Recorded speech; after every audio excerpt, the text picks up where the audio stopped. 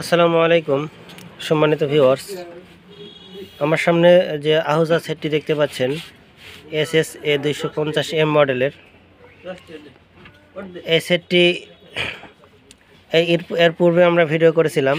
ঢাকা সাভার থেকে সৈমুদ্দিন ভাই আমাদের কাছে পাঠিয়েছিলেন।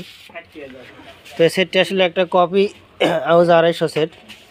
তো এই সেটটি আমরা কিছু মডিফিকেশন করার মাধ্যমে অরিজিনালের মতো করার চেষ্টা করেছি। এবং এই পাশে আমরা ট্রানজিস্টর ছিল 3টা, আরও একটা ব্যবহার করে টোটাল 4টা, এবং এই পাশে 4টা, মোট 8টা ট্রানজিস্টর এখানে ব্যবহার করা হয়েছে। এবং ফিল্টার বোর্ডে আমরা একটা পাইথন অরিজিনাল ক্যাপাসিটর ব্যবহার করেছি। সব মিলায়া সামনের বেস ট্রাভেলে কিছু কাজ করা হয়েছে। সব মিলায়া আগে আমরা আউটপুট পাচ্ছিলাম সর্বোচ্চ 22 থেকে 23 ক্লিন আউটপুট। এখন আমরা দেখতে পাচ্ছেন অসিলোস্কোপের সাথে কানেক্ট করছি এবং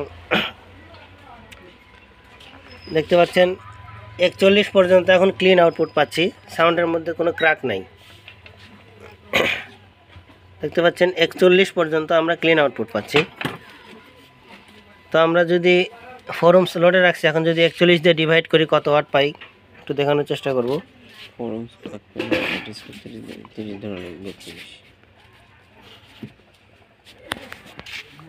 তো আমরা ক্যালকুলেশন করার পরে 256 ওয়াট পাচ্ছি। তো এটা দিয়ে 4টা থেকে 5টা হরেন স্মুথলি চালানো যাবে।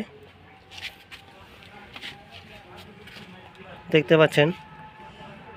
তো এখন আমরা একটু আপনাদেরকে কয়েল লোড দিয়ে দেখাবো। দেখতে পাচ্ছেন এই পাশে আমরা সং প্লে করছি, অসিলোস্কোপের সাথে কানেক্ট আছে।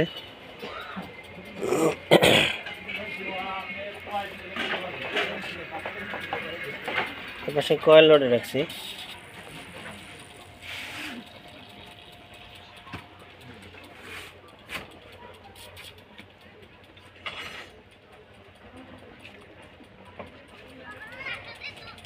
কয়েল অলরেডি হিট হয়ে গেছে।